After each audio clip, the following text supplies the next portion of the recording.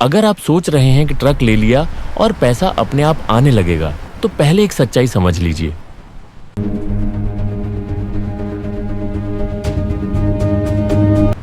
Transport business में लोग घाटे से नहीं डूबते, गलत उम्मीदों से डूबते हैं। मैं आपको एक छोटी सी कहानी सुनाता हूं। एक व्यक्ति मेरे पास आया। उसने लगभग 24 लाख का ट्रक लिया था। बहुत उत्साहित था। उसे लगा कि अब जिंदगी बदल जाएगी। पहले महीने ठीक चला, दूसरे महीने लॉट थोड़ा कम मिला, तीसरे महीने क्लाइंट ने पेमेंट 45 दिन बाद दिया, लेकिन ईएमआई तो समय पर जानी थी। ड्राइवर की सैलरी भी रुक नहीं सकती थी। डीजल भी उधार में हमेशा नहीं मिलता। 3 महीने बाद उसका उत्साह खत्म हो चुका था। उसने मुझसे कहा, सर, काम तो है लेकिन पैसा हाथ में नहीं बच रहा। समस्या क्या थी? समस्या ट्रक नहीं था, समस्या प्लानिंग थी। इसलिए मैं आपसे सीधा सवाल पूछता हूं, क्या आप ट्रांसपोर्ट बिजनेस इसलिए शुरू करना चाहते हैं क्योंकि किसी ने कहा कि इसमें बहुत पैसा है, या इसलिए कि आपने बैठकर पूरा हिसाब लगाया है? क्या आपके पास लॉट का स्पष्ट स्रोत है? क्या आपको पता है कि आपका औसत मासिक खर्च कितना होगा? क्या आपके पास कम से कम 3 महीने का रिजर्व है? अगर इन सवालों के जवाब अभी स्पष्ट नहीं हैं, तो ट्रक खरीदने से पहले रुकिए। ट्रक एक मशीन है, लेकिन बिजनेस एक सिस्टम है। मशीन पैसे नहीं बनाती, सिस्टम पैसा बनाता है। और इस वीडियो में हम वही सिस्टम समझने वाले हैं, स्टेप बाय स्टेप, बिना किसी झूठे सपने के, सिर्फ वास्तविक गणित के साथ। अब भावनाओं से बाहर निकलते हैं और सीधा गणित पर आते हैं, क्योंकि ट्रांसपोर्ट बिजनेस भावनाओं से नहीं, अंकों से चलता है। मान लीजिए आपने 22 लाख का ट्रक लिया, 5 लाख डाउन पेमेंट, 17 लाख का लोन, ईएमआई लगभग 45,000 प्रति महीना। यह तो सिर्फ शुरुआत है।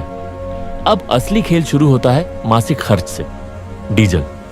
अगर ट्रक औसतन चल रहा है तो लगभग 1,20,000 रुपए महीने का डीजल जाएगा। ड्राइवर की सैलरी 25,000। अगर हेल्पर है तो 10,000 और जोड़िए। टोल 15,000। मेंटेनेंस औसतन 12 से 15,000। इंश्योरेंस और अन्य खर्च लगभग 15,000। अब सब जोड़िए, लगभग 2,40,000 रुपए हर महीने।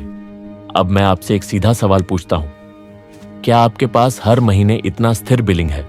मान लीजिए आपका मार्जिन 12% है, तो ब्रेक इवन के लिए आपको लगभग 20 लाख से अधिक का टर्नओवर चाहिए ताकि 2,40,000 खर्च निकल सके। और यह तब है जब सब कुछ ठीक चल रहा हो। अब एक छोटी सी कल्पना कीजिए, अगर ट्रक 10 दिन खड़ा रहा, लोड नहीं मिला, या क्लाइंट ने पेमेंट देर से दी, ईएमआई तो रुकेगी नहीं, ड्राइवर की सैलरी भी देनी होगी। डीजल उधार में हमेशा नहीं मिलता। यहीं पर कैश फ्लो का दबाव शुरू होता है। याद रखिए, ट्रांसपोर्ट बिजनेस प्रॉफिट से नहीं चलता, यह कैश फ्लो अनुशासन से चलता है। अगर आपके पास गणित स्पष्ट है तो जोखिम कम है, अगर सिर्फ उम्मीद है तो दबाव निश्चित है। अब अगले हिस्से में हम समझेंगे कि सिर्फ ईएमआई नहीं, वर्किंग कैपिटल असली गेम बदलता है। अब एक ऐसी चीज समझिए जो ज्यादातर लोग अनदेखी कर देते हैं, वर्किंग कैपिटल। लोग ट्रक के लिए लोन लेते हैं लेकिन रिजर्व फंड के बारे में सोचते ही नहीं। और यहीं से असली समस्या शुरू होती है। ट्रांसपोर्ट बिजनेस का कैश साइकिल समझिए।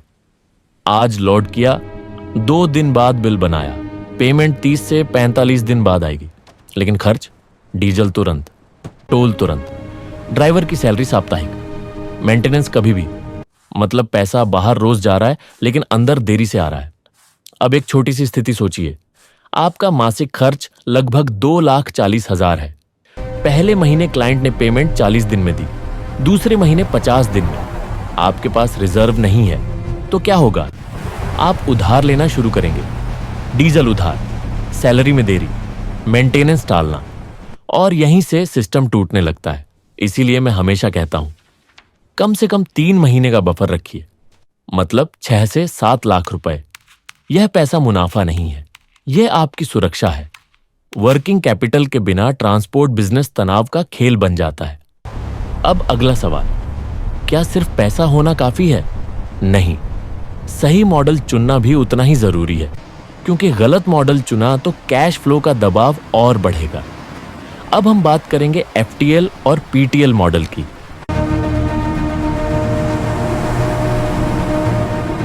अब आते हैं उस फैसले पर जहां ज्यादातर नए लोग गलती कर देते हैं, एफटीएल या पीटीएल। पहले समझिए, एफटीएल यानी पूरा ट्रक एक ही क्लाइंट के लिए, सिंगल लॉट, सीधा डिस्पैच, कम जटिलता। अगर आपके पास एक स्थिर क्लाइंट है जो नियमित लॉट देता है तो एफटीएल संभालना आसान है। अब पीटीएल समझिए। पीटीएल में एक ही ट्रक में कई क्लाइंट का माल होता है, मतलब कलेक्शन अलग, सॉर्टिंग अलग, डिलीवरी अलग, बिलिंग अलग। ये मॉडल स्केलेबल है लेकिन सिस्टम भारी है। अब एक तुलना देखिए। मान लीजिए आप नए हैं, आपके पास अनुभव कम है, आपने पीटीएल शुरू कर दिया। 3 क्लाइंट, 5 डिलीवरी पॉइंट, एक जगह देरी हुई, अब शिकायत शुरू, अब रेट कट, अब पेमेंट अटका। यही वह जगह है जहां गलत मॉडल सबसे महंगा साबित होता है। इसलिए एंट्री से पहले यह तय करें, क्या मेरे पास सिस्टम है, क्या मेरे पास नेटवर्क है, क्या मैं मल्टीपल क्लाइंट संभाल सकता हूं। अगर नहीं तो सरल मॉडल से शुरुआत करें। अब एक और महत्वपूर्ण बात, ट्रांसपोर्ट बिजनेस में पैसा सिर्फ ट्रक से नहीं, डॉक्यूमेंटेशन से आता है। 3 चीजें जीवन रेखा है, बिल्टी, पीओडी, इनवॉइस। अगर पीओडी लेट तो पेमेंट लेट, अगर बिल्टी में रेट गलती तो विवाद तय, अगर इनवॉइस फॉलोअप कमजोर तो कैश फ्लो रुकेगा। इस इंडस्ट्री में जिसने डॉक्यूमेंटेशन को हल्के में लिया उसने अपने पैसे को जोखिम में डाला। इसलिए मॉडल और डॉक्यूमेंटेशन दोनों की स्पष्टता एंट्री से पहले जरूरी है। अब अगले हिस्से में हम बात करेंगे पहले क्लाइंट और सिस्टम की।